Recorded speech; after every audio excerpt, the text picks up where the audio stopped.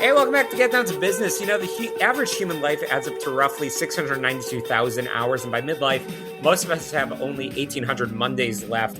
Yet so many driven leaders spend their lives in a perpetual state of friction, trying to manage time. My guest today is a prolific entrepreneur, writer, and developer who built a revolutionary framework to solve this exact battle.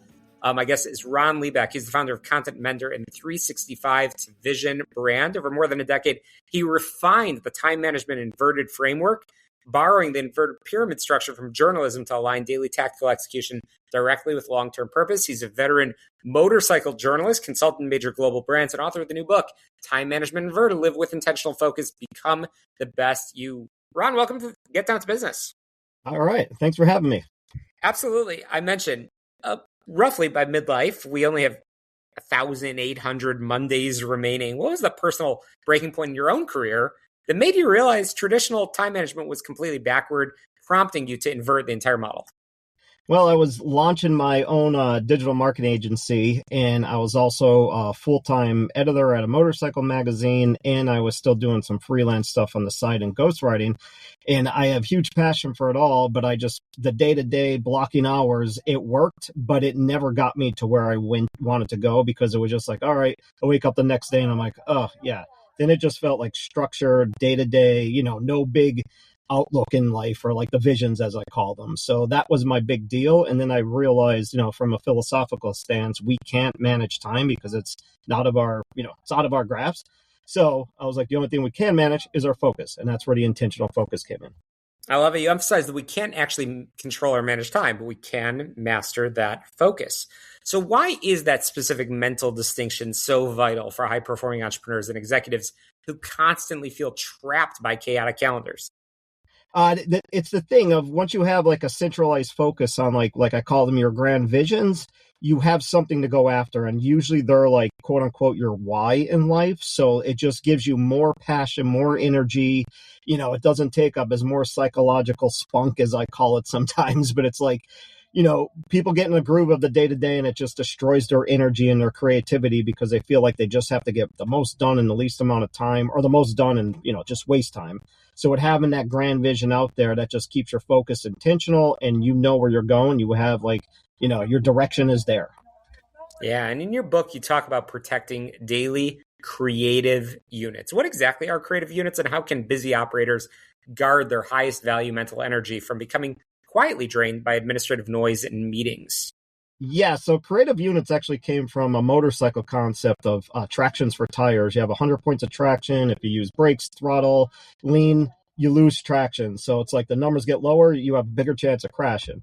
So when you have your creative units in your head, you got to think on a scale from 1 to 100. So if you're on something and then you answer a text message, or you check a Facebook message, or you just get entered, like you're in an office and somebody jumps in your in your way, and they're just like, hey, we got to do this while you're trying to stay focused, you lose those numbers. So like if you're down to 70, you could do okay work. If you're down to 60, forget about it. Like you're just average, and nobody wants to be average. So the goal is always to stay fully focused on what you have, and that gives you 100 creative units. So that's where you want to be. The closer to 100 you are, the more focused you are, the more quality your work's going to be, and the more creative you're going to be. And that's not living average. And nobody wants to be average. That's an entrepreneur. No, definitely none of our listeners want to be average. I know that for sure. I'm chatting with Ron Lieback, the author of the new book, Time Management Inverted, Live with Intentional Focus, Become the Best You. Ron, this is so awesome. Many high achievers treat downtime as a passive reward, maybe that cheat meal after the work is done, but you view enforced downtime as an active driver of the productivity system itself. How does stepping back and unplugging allow a leader to return to the field with sharper clarity and higher quality output?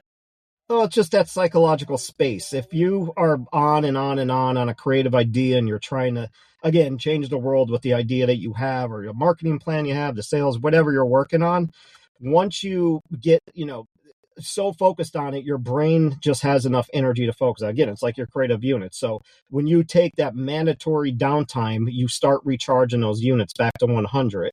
And it's a good system that works. And like I do big long fast every day, like 24-hour fast. So instead of taking lunch, I go for a super spirited motorcycle ride. And it totally makes me have to focus on everything but work or what I'm working on, because if not, I could crash and get hurt. And then when I get back to my project, I'm fresh, and I am known for my Wednesday nights religiously just shutting off. I don't take a phone anywhere. I go up to the woods and I just try to, get my own space and write my thoughts down. All right, Ron, we've got 1 minute remaining. You run multiple companies, author books, you're traveling globally as a motorcycle journalist, and yet you make it a non-negotiable priority to spend every evening with family and friends. For the listeners who want to scale their business without sacrificing their core relationships, number one, what's the first habit they need to break today? And where can they find your book? The first habit they need to break today is to get that grand vision in line, sit down alone, be passionate about what you're doing, and then the next day only prioritize 3 to 5 at most, tactics every day or task every day. And then get the book, check out Amazon.com, just search for Time Management Verdict or Ron Lieback, or check out 365thevision.com. There's a page there for all my books there. You can find my other ones too, including my Time Management and Verdict Planner. Ron, that's great. We made the most of every second in this conversation, but I'll tell you, my friend, I can't wait to have you back on because this is something probably more than almost any other topic that comes up in the feedback from our listeners. And speaking of feedback, I'd love to hear from our listeners. Get in touch with me, shalomklein.com. Check us out on your favorite podcast app. We'll link to Ron's book, Time Management and Verdict, Live with Intentional Focus, Become the Best You, in the show notes. Definitely check it out on Amazon. We're going to squeeze in a quick break. We'll be right back.